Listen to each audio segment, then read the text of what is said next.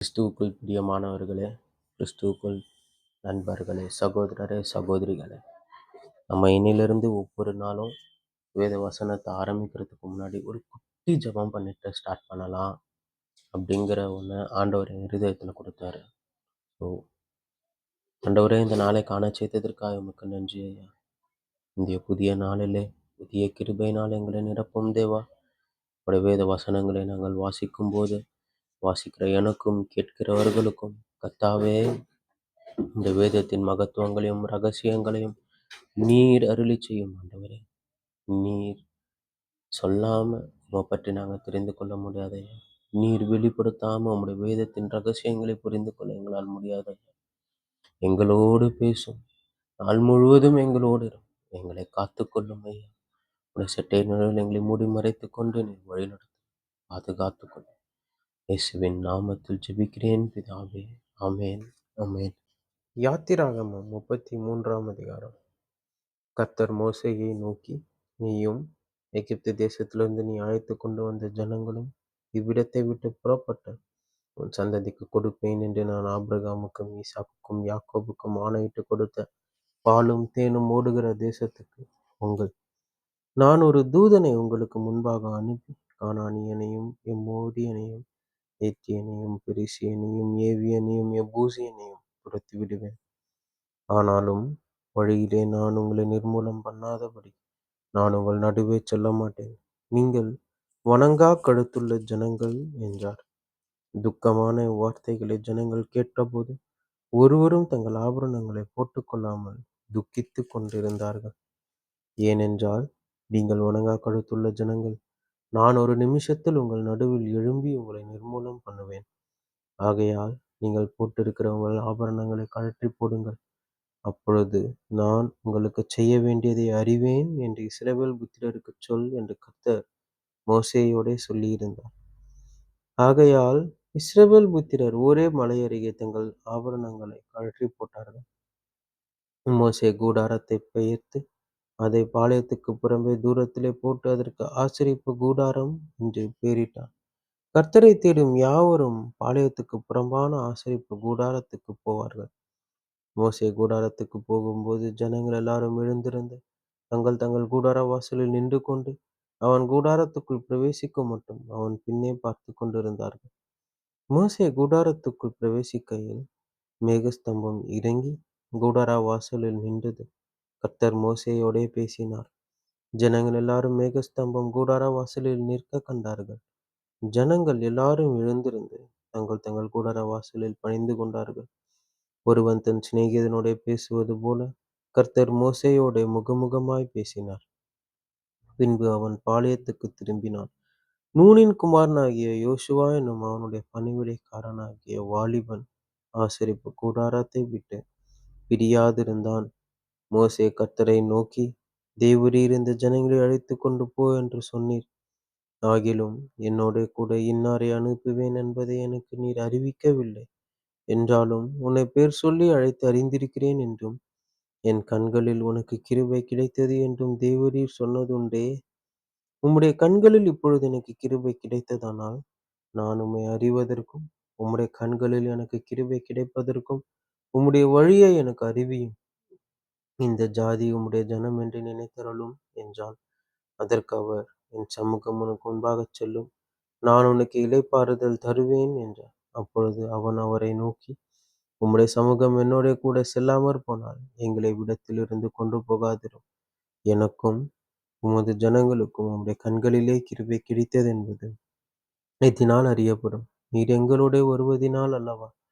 இப்படியே பூமியின் மேல் உள்ள ஜனங்கள் எல்லாரிலும் நானும் உம்முடைய ஜனங்களும் விசேஷித்தவர்கள் என்று விளங்கும் என்றான். அப்பொழுது கர்த்தர் மோசேயை நோக்கி, நீ சொன்ன இந்த வார்த்தையின்படி செய்வேன். என் கண்களில் உனக்கு கிருபை கிடைத்தது. உன்னை பேர் சொல்லி அழைத்து அறிந்திருக்கிறேன் என்றார். அப்பொழுது அவன், உம்முடைய மகிமையை எனக்கு காண்பித்தருளும் என்றான். அதற்கு அவர், என்னுடைய தயையை எல்லாம் நான் உனக்கு முன்பாக கடந்து போக பண்ணி கர்த்தருடைய நாமத்தை உனக்கு முன்பாக கூறுவேன். எவன் மேல் கிருபையாயிருக்க சித்தமாயிருப்பேனோ அவன் மேல் கிருபையாயிருப்பேன். எவன் மேல் இரக்கமாயிருக்க சித்தமாயிருப்பேனோ அவன் மேல் இரக்கமாயிருப்பேன் என்று சொல்லி நீ என் முகத்தை காண மாட்டாய். ஒரு மனுஷனும் என்னைக் கண்டு உயிரோடு இருக்கக்கூடாது என்றார். பின்னும் கர்த்தர், இதோ என் அண்டையில் ஒரு இடம் உண்டு. நீ அங்கே கன்மலையில் நில்லு. என் மகிமை கடந்து போகும்போது நான் உன்னை அந்த கன்மலையின் வெடிப்பிலே வைத்து நான் கடந்து போகும் மட்டும் என் கரத்தினால் உன்னை மூடுவேன். பின்பு என் கரத்தை எடுப்பேன். அப்பொழுது என் பின்பக்கத்தைக் காண்பாய். என் முகமோ காணப்படாது என்றார். யாத்திராகமம் 34ஆம் அதிகாரம். கர்த்தர் மோசேயை நோக்கி, முந்தின கற்பலகைகளுக்கு ஒத்த 2 கற்பலகைகளை இழைத்துக்கொள். நீ உடைத்துப் போட்ட முந்தின கற்பலகைகளில் இருந்த வார்த்தைகளை அவைகளில் எழுதுவேன். விடியற்காலத்தில் நீ ஆயத்தமாகி சீனாய் மலையில் ஏறி அங்கே மலையின் உச்சியில் காலமே என் சமூகத்தில் வந்து நில். உன்னோடே ஒருவனும் அங்கே வரக்கூடாது. மலையில் எங்கும் ஒருவனும் காணப்படவும் கூடாது. இந்த மலையின் சமீபத்தில் ஆடு மாடு மேயவும் கூடாது என்றார். அப்பொழுது மோசே முந்தின கற்பலகைகளுக்கு ஒத்த 2 கற்பலகைகளை இழைத்து அதிகாலமே எழுந்திருந்து கர்த்தர் தனக்கு கட்டளையிட்டபடி அவ்விரண்டு கற்பலகைகளையும் தன் கையில் எடுத்துக்கொண்டு சீனாய் மலையில் ஏறினான்.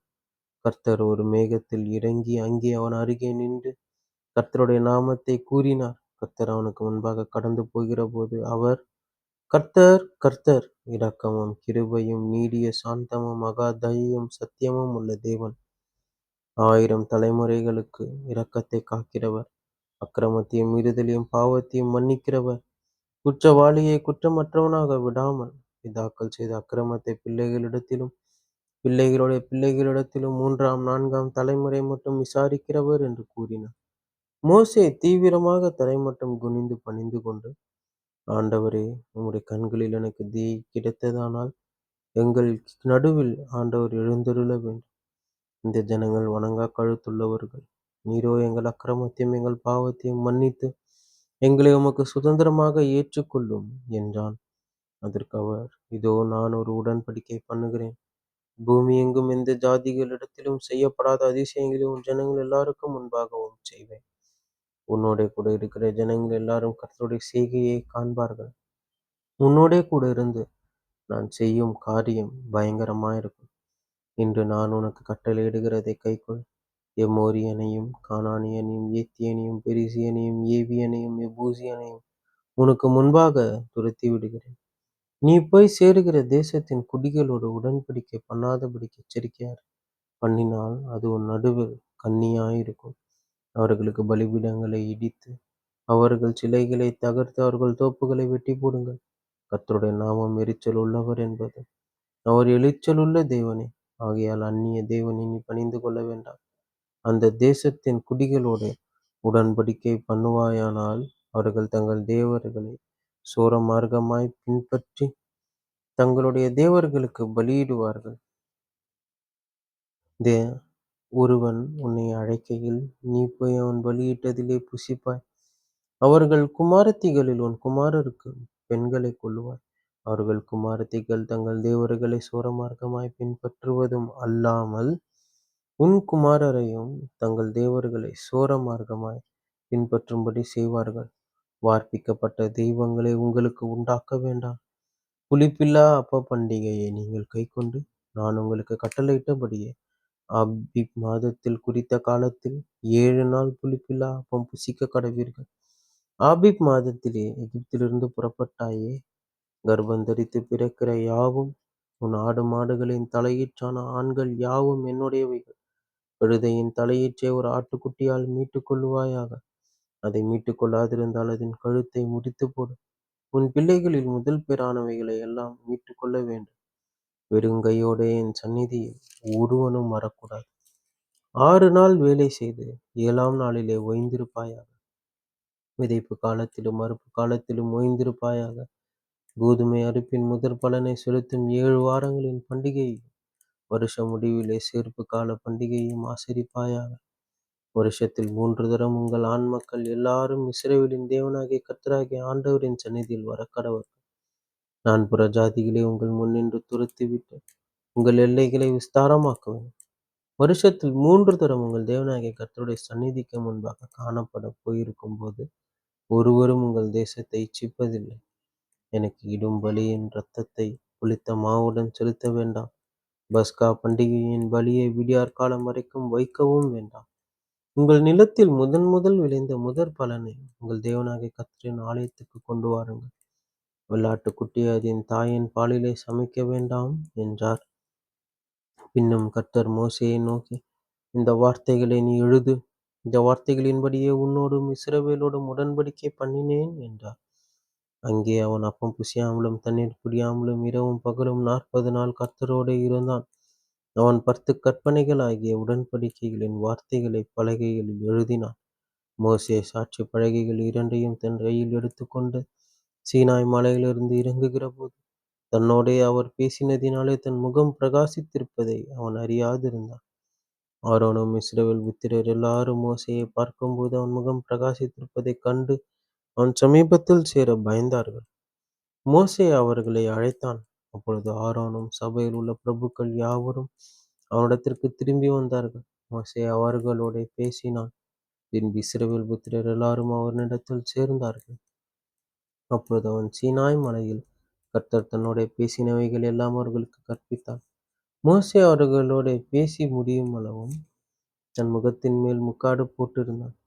மோசே கர்த்தருடைய சந்நிதியில் அவரோடே பேசும்படி உட்பிரவேசித்தது முதல் வெளியே புறப்படும் மட்டும் முக்காடு போடாதிருந்தான். அவன் வெளியே வந்து தனக்கு கற்பிக்கப்பட்டதை இஸ்ரவேல் புத்திரரோடே சொல்லும்போது இஸ்ரவேல் புத்திரர் அவன் முகம் பிரகாசித்திருப்பதைக் கண்டார்கள்.